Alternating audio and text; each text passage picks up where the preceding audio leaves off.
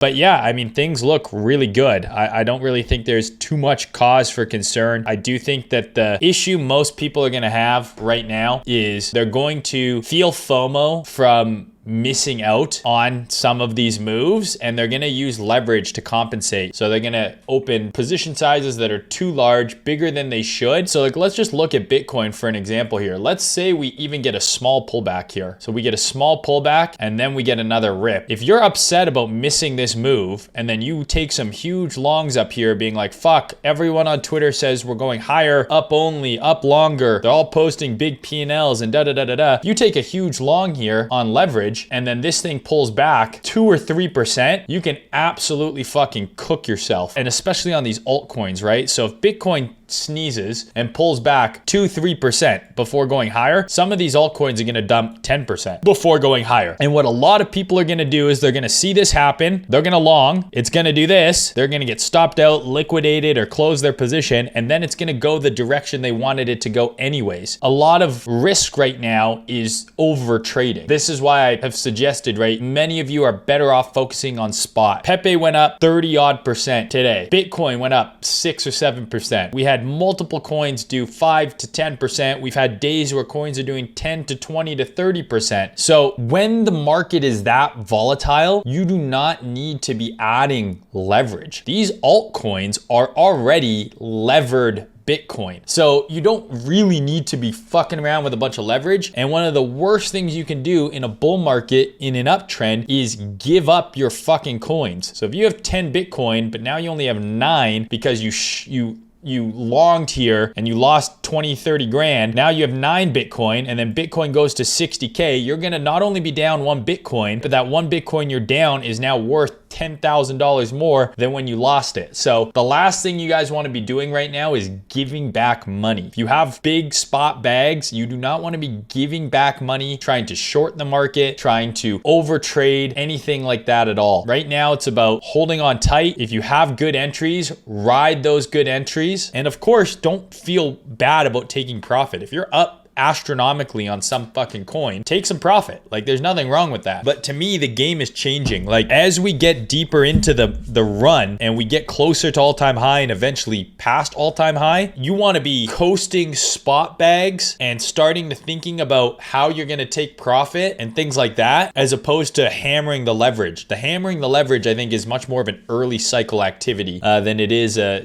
mid to late cycle activity. But listen, there's going to be tons more opportunities. Bitcoin went up today. You missed the trade. Who fucking cares, right? Like, look at how much it's gone up since the bottom here. And we're not even at all-time high yet. So if you're freaking out and over trading and getting yourself in a stupid position because you missed this candle, don't forget to zoom out and be like, oh wait, there's going to be more of those candles in the future. I'm probably okay. Like, I'm sure a lot of you are seeing people talking about like, oh, here we go, we're going to all-time high today. And that kind of stuff is fun and it's great for engagement and shit, but like, you have to be very smart, right? Like, you have real money at risk here, and letting some person on the internet get you into a bad position because you're like, oh fuck, I feel like I'm missing out. You take an ill-advised trade, that shit's gonna haunt you. Again, like, most of you guys are not going to outperform the market, right? That's going up this much. The market is super bullish. There's so much stuff going up, a ton. And the chances of you outperforming the market leverage trading is very low. It's much more likely that you end up fucking burning yourself and losing a bunch of money. If you're new here, man, 90% of your stack should just be spot. Right? Don't fuck around. Buy spot, get spot exposure. And then if you want to leverage trade, do it with a small percentage of your bag. So sure, you're willing to lose this 10%. Because if you're leverage trading with your entire portfolio, your risk of ruin, especially if you're new in this type of market, is extremely high. We just had a big consolidation here, breakout, big consolidation, breakout. So we haven't even crossed all-time high yet. I think, realistically, we could probably get another range and then another breakout. I think there's a lot of people hoping we get some sort of 40%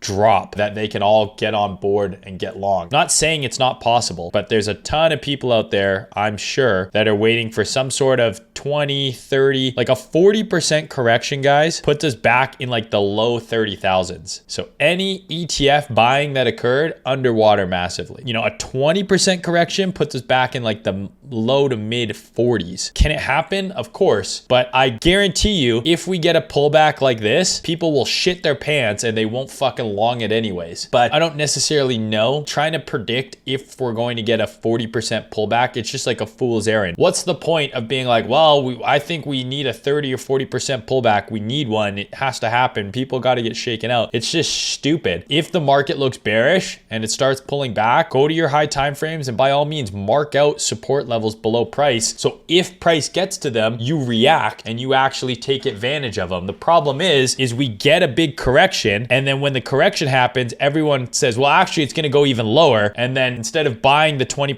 pullback, they say, oh, it's going to go lower. I'm not buying shit. And then it fucking fully reverses anyways. If you want to take advantage of large dips, I don't think trying to predict if and when they're going to happen has a ton of value. I think it's much more diligent to prepare yourself saying, hey, here's areas of support. If we get a big pullback, okay, I think this is a good area to buy. And then if we do get a pullback and you're like, oh shit, I actually have a support level here, you're not going to be frozen out and freaking out and calling for lower. You're going to be like, hey, this is an area I thought we might bounce from, and you might actually take advantage of it. But this is going to make an all-time high sooner than later. Once that all-time high happens, things probably get pretty fucking crazy. But generally, the last cycle was a little bit different. Generally, so the previous all-time high was here. So when we broke that all-time high right here, the new all-time high came a year later. Let's see what happened here. When we broke this all-time high, where'd the new all-time high come? We broke this all-time high. That was only 133 days. So it's a little bit diminished. Used to be so cheap. So 133 days after we broke the last all-time high. So let's assume it's somewhere between,